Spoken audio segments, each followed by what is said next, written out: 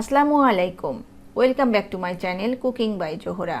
আজকে আরও একটি নতুন রেসিপি নিয়ে হাজির হলাম। মাত্র হাফ কাপ সুজি দিয়ে বানিয়ে নিন নরম তুলতুলে মুগশলা পিঠা। যতটা সহজ তৈরি করা তার থেকে খেতে আরও বেশি মজার। হঠাৎ পিঠা খেতে ইচ্ছা করলে অল্প সময়ের মধ্যে ঝটপট এই পিঠাটা বানিয়ে নিতে পারেন। একদমই নরম তুলতুলে হবে, মুখে দিলেই মিলিয়ে যাবে, এতটা ভালো লাগে এই পিঠাগুলো। তো চলুন আমি খুব সহজভাবে সুজির মুগশলা পিঠা তৈরি করে দেখাবো। আশা করছি আপনাদের অনেক বেশি ভালো লাগবে। তাহলে চলে যাই মূল রেসিপিতে। এই পিঠাটা বানানোর জন্য প্রথমে চুলায় একটি প্যান বসিয়ে দিচ্ছি। তাতে দিয়ে দিচ্ছি 1 চা চামচ ঘি। আপনারা ঘিয়ের পরিবর্তে সাদা তেল ব্যবহার করতে পারেন। আমি যেহেতু হাফ কাপ সুজি দিয়ে পিঠাটা বানাচ্ছি, সেই জন্য সেই কাপেরই 2 কাপ পানি দিয়ে দিব। যতটুকু সুজি তার ডাবল পানি দিতে হবে, তাহলে পারফেক্ট হবে। তারপর এর মধ্যে অ্যাড করব সামান্য একটু লবণ।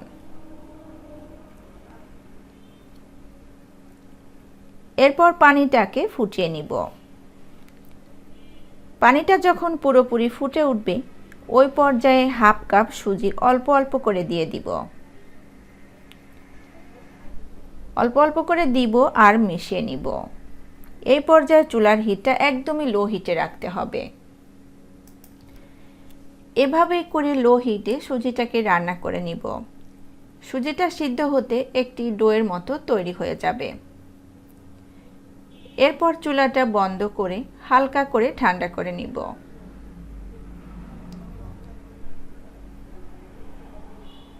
এরই ফাঁকে ভিতরের পুরটা রেডি করে নিব। তার জন্য একটি পাত্রে দিয়ে দিব কিছুটা নারকেল কোড়ানো।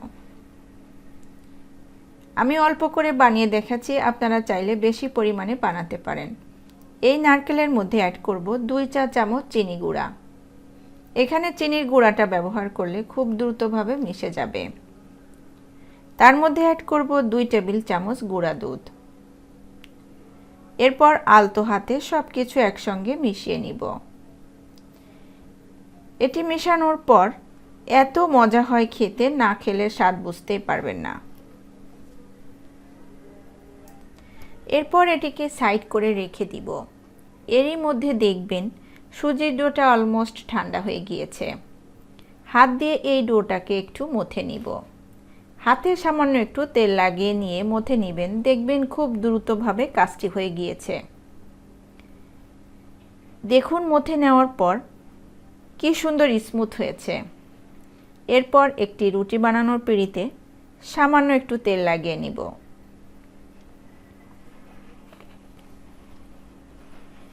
এর উপরে ডোটাকে দিয়ে একটা রুটির মতো বানিয়ে নিব। এটি খুব বেশি পাতলা হবে না, একটু পুরু করে বানিয়ে নিতে হবে। এরপর একটি গ্লাসের সাহায্যে গোল গোল করে কেটে নিব। আপনারা কুকি কাটার দিয়ে ওই কাজটি করে নিতে পারেন। একটা রুটিতে যতগুলি হয় বানিয়ে নিব।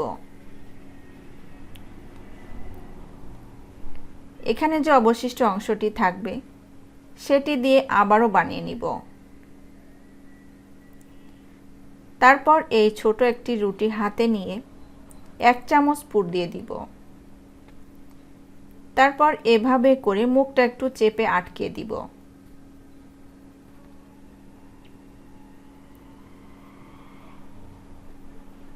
আপনারা এভাবে চেপে দিয়ে রাখতে পারেন। আমি মুখের কাছে একটু ডিজাইন করে দিচ্ছি। এভাবে করে চেপে চেপে একটু ডিজাইন করে নিব।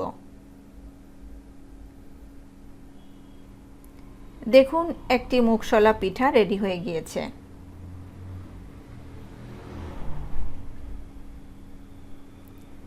একইভাবে সবগুলো পিঠা বানিয়ে নিব।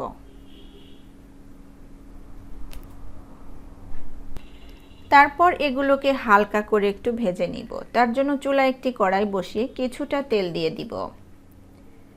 তেলটা যখন গরম হবে তখন এক এক করে পিঠাগুলো তেলে ছেড়ে দিব। একসঙ্গে সবগুলো পিঠা দেওয়া যাবে না, তাহলে ভেঙে যাওয়ার সম্ভাবনা থাকবে। এভাবে করে 2 পাশ হালকা করে ভেজে নিব। তারপর তেল থেকে তুলে নিব। এরপর চিনির শিরাটা তৈরি করে নিব। তার জন্য চুলায় একটি হাঁড়ি বসিয়ে 1/3 কাপ চিনি দিয়ে দিব, আরও দিব 1/2 কাপ পানি।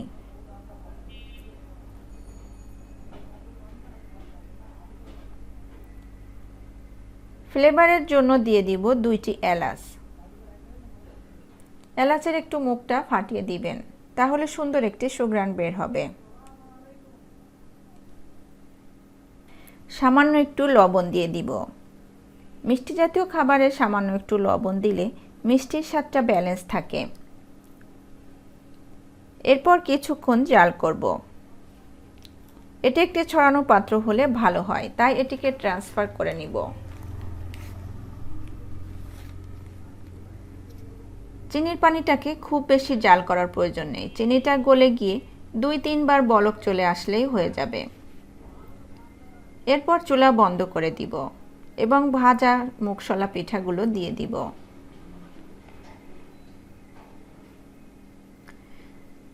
তারপর উল্টিয়ে দিয়ে শিরার মধ্যে ভিজিয়ে রাখবো 10 মিনিটের জন্য।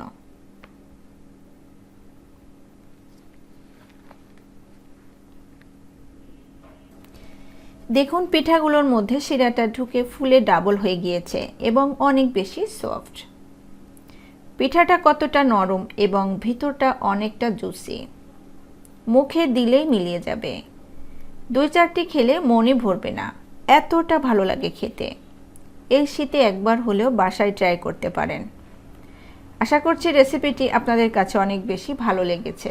রেসিপিটি ভালো লাগলে লাইক, কমেন্টস এবং শেয়ার করতে ভুলবেন না। সেই সাথে আমার চ্যানেলটাকে সাবস্ক্রাইব করে অল বাটনে একটা ক্লিক করে রাখবেন, তাহলে আমার কোনো ভিডিও আপলোড করার সঙ্গে সঙ্গে নোটিফিকেশন আপনাদের কাছে পৌঁছে যাবে।